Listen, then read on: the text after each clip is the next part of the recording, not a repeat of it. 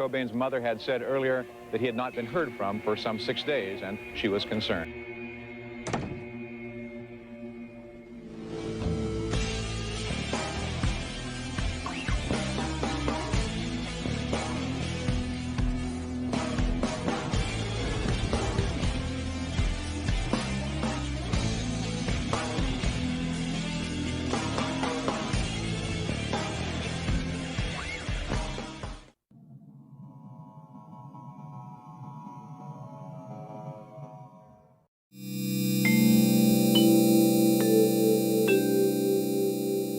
Ladies and gentlemen, I am the American Spy Fox, and welcome to what's probably going to be the first patron-only video. Perhaps sometime in the future it'll land on YouTube, but for now, I've made this video with patrons in mind. We are going to dive into an original October 1993 Spin magazine article. Within the article are certain questions that were posed to Kurt, sort of an interview. Other parts of it are the reporter, the journalist, just describing certain events. So it was hard to title this video. We're going to be touching on various subjects. So although the main appeal of the article is being interested in Kurt Cobain's dream, it's not really the main point of the video. Let me just jump into it. As always, there will be a link in the description below if you'd like to read the entire article yourself. And for those who would like to know, this article was republished September 19, 2013, but it was originally published in October 1993. In honor of Spin's 30th anniversary, Spin magazine promoted this article as part of their ongoing 30 Years, 30 Stories series.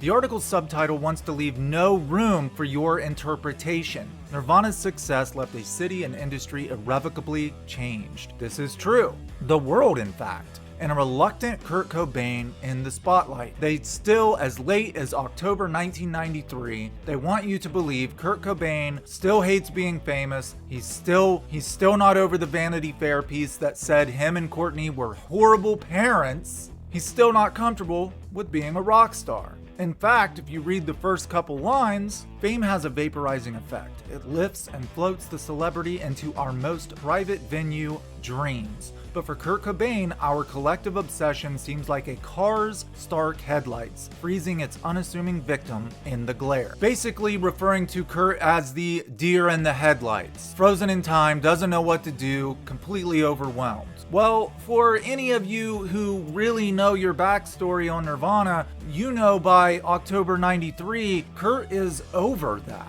In fact, he tells us in an interview, about a year and a half ago, I was completely fed up with the whole thing. I didn't want to be a rock star at all. It was freaking me out, you know. But I've had 2 years to recuperate.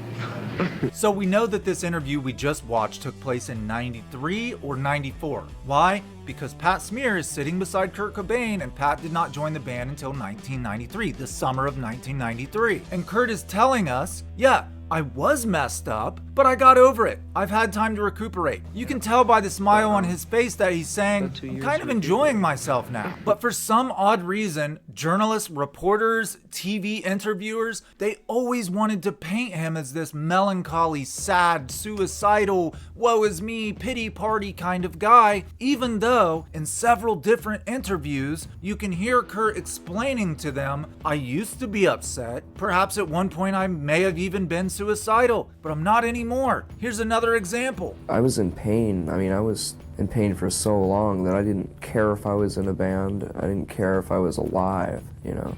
And it just so happened that I came to that conclusion at a time when my band became really popular, you know. I mean, it'd been going on and building up for so many years that I was, you know, suicidal. I mean, I just didn't want to live. Suicide theorists often point the finger at this interview to tell you, well, he told you he's suicidal. But if you watch the whole interview, he's speaking in past tense. He tells us that he had a stomach ailment for years, which I believe was H. pylori. It's the only bacteria that can live in your stomach. A lot of people in the world have it without even knowing it. The only way to diagnose it is to send a camera down your throat. When Kurt Cobain was finally diagnosed and he got rid of his stomach ailments, he talks about how they put a camera down his throat and found red flared up skin cells on the lining of his stomach. But it's also an embarrassing thing, which is why they probably didn't want to say it in public. You get H. pylori from feces. Someone living a very transient punk rock lifestyle who doesn't shower a lot could very easily get bacteria on their hands, eat a sandwich, there you go. For most people, H. pylori just lives in your stomach, you get no symptoms. For others, it causes pain,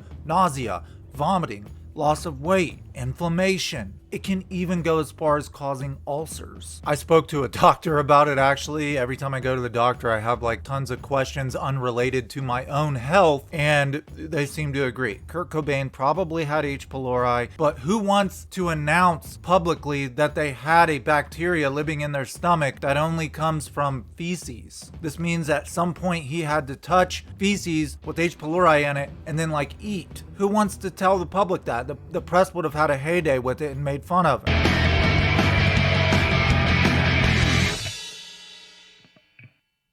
How's your stomach? Have you found anything to... It's gone. Yeah? Yeah.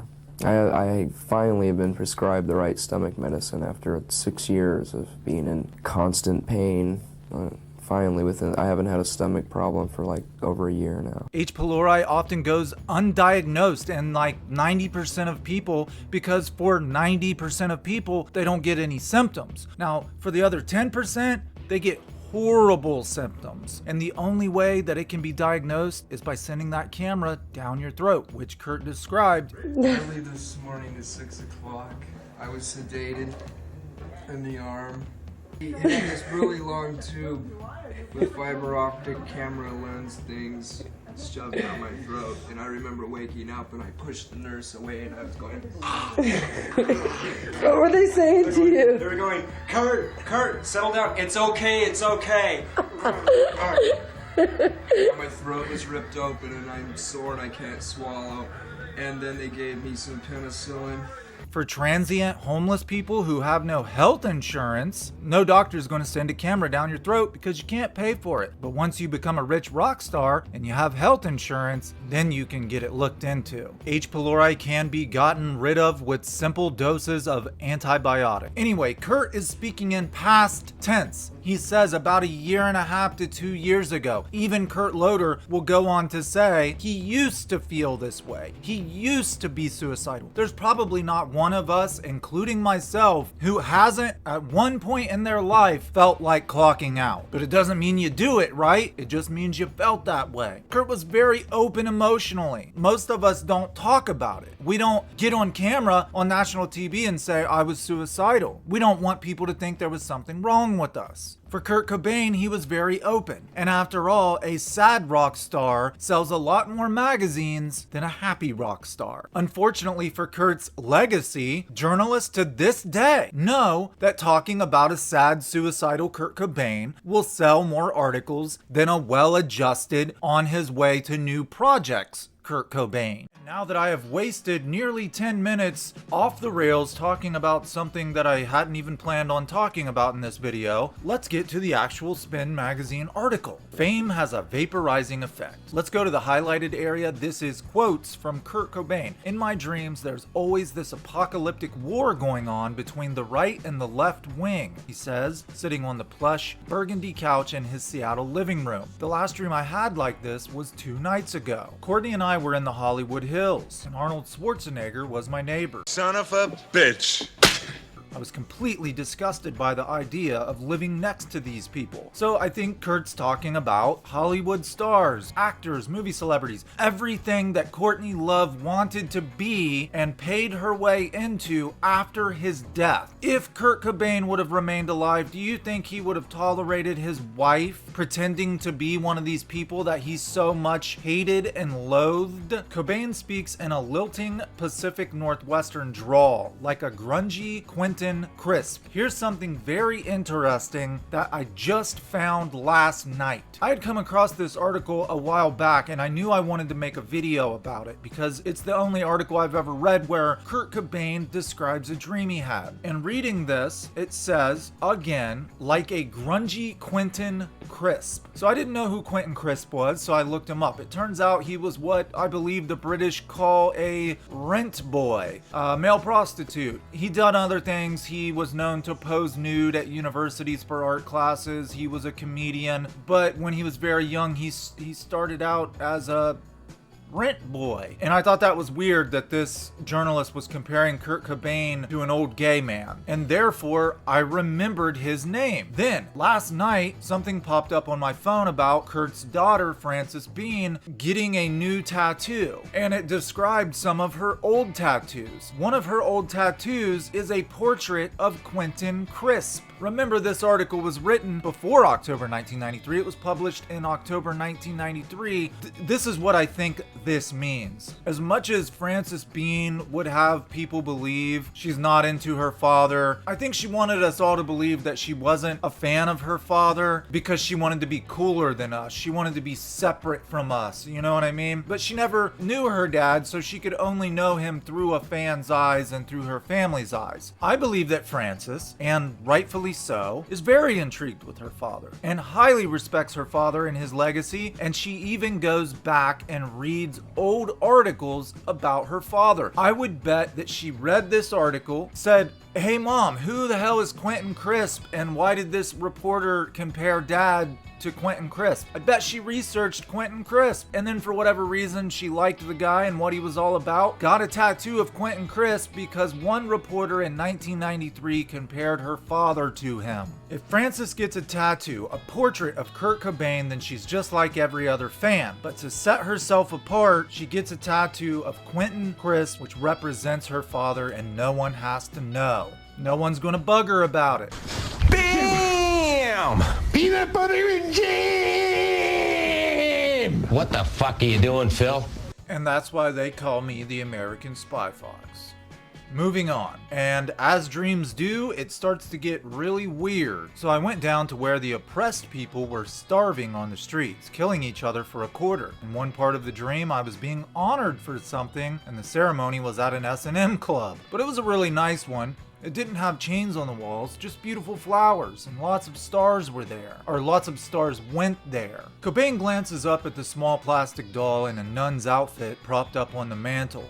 One of the hundreds of dolls that he and his wife, Courtney Love, leader of the band Hole, have collected. And this is where the dream gets amazingly funny, and if we had had Facebook in 1993, just think of the memes and the gifs that would have been created after you hear this. I had to make an entrance from the top of the stairs, and because of the way people think of Courtney, so he's justifying his dream. He's saying, I don't think of Courtney this way, but other people think of Courtney this way. And it caused this horrible dream that I had. She happened to be this 2-foot tall black midget with huge feet. She waddled like this. Cobain sways back and forth like Charlie Chaplin. As soon as she made her appearance, someone kicked her down the stairs.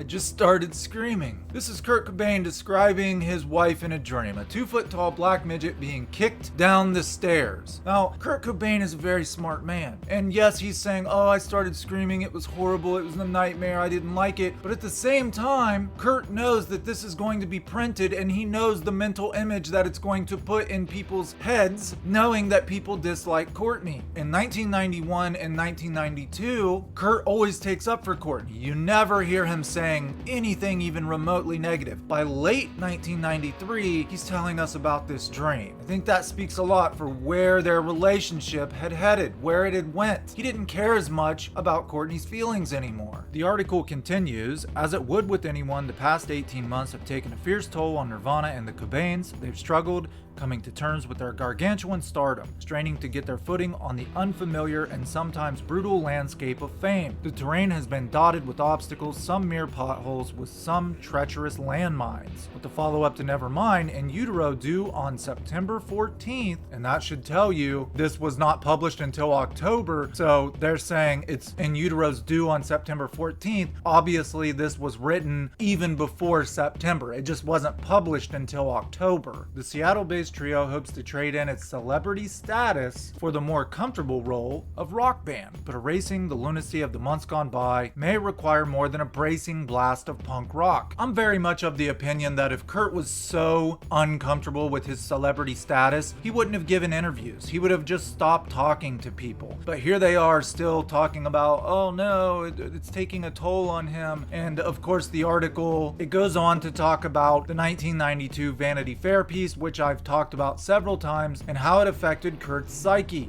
After all, we know that he loved his daughter. Any of you out there parents, how would you like it if some magazine wrote a story about how horrible of a parent you would be when they've never even seen you parent? The Vanity Fair piece was written before Frances Bean was even fucking born. Personally, as a father, I wouldn't like it. You know, if somebody who didn't even know me wrote an article saying that I was this horrible dad, because I know that I'm a great dad. With an article like the one Lynn Hirschberg wrote, of course Kurt's gonna become sour to the whole fame thing. His privacy encroached on without these people ever even seeing him with his daughter. Of course he's going to develop some disdain for the media. But people get over things. You guys ever had your heart broke before? Seemed like your life was over. A year later, 2 years later, you're fine. You look back on it, you think, that wasn't too bad. I got through it. Kurt got over these things. It was the press who would not allow him to move on with his life. The press to this day have never admitted that Kurt Cobain got over it and moved on with his life. Time heals all wounds. The article goes on to talk about In Utero, the making of In Utero, and most importantly to us, the Courtney Love-Steve Albini beef. If you didn't know,